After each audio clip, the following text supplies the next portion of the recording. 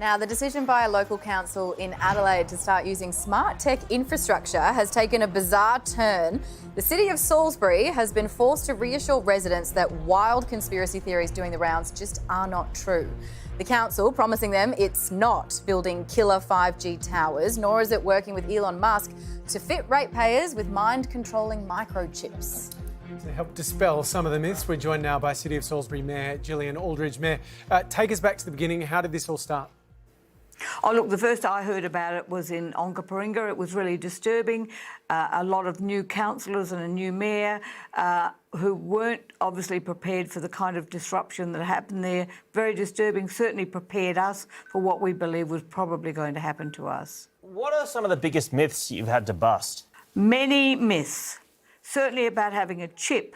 Many myths about locking the city in. Many myths about building towers that could damage or maim people. Many myths about we were all Nazis and all part of a banking global thing and we were all corrupt. Really sad to hear that because we are hardworking and we love our community.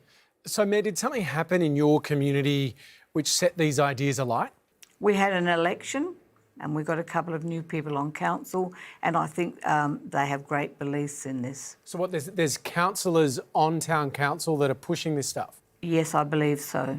How did you come to learn that councillors were playing a part in this? Oh, look, it's very hard to say. I think when we first got on council and recognised what they were talking about and we were there to give them respect and a fair go and I guess we still are, but they have a strong agenda in this whole conspiracy theory that we're going to be able to do all these things when we start. Once we get smart lighting, then this is all going to come from that. And it talks about killing people, maiming people, keeping them in their houses, just really bad things. Really, I could go on all day with a list of what they've suggested about us. It's nothing we want for our community. We are the community. We all live here. We want the best for the community that we care about and we love. And this conspiracy theory is upsetting so many people.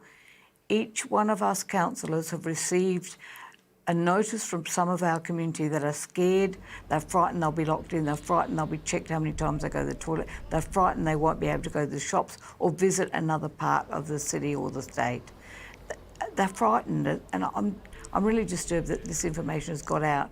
Well, Mayor, it's obviously there's an argument that the best thing to do in these situations is to ignore the people that are spreading the conspiracies. But does that work anymore? Is that working in this situation? No, it does not.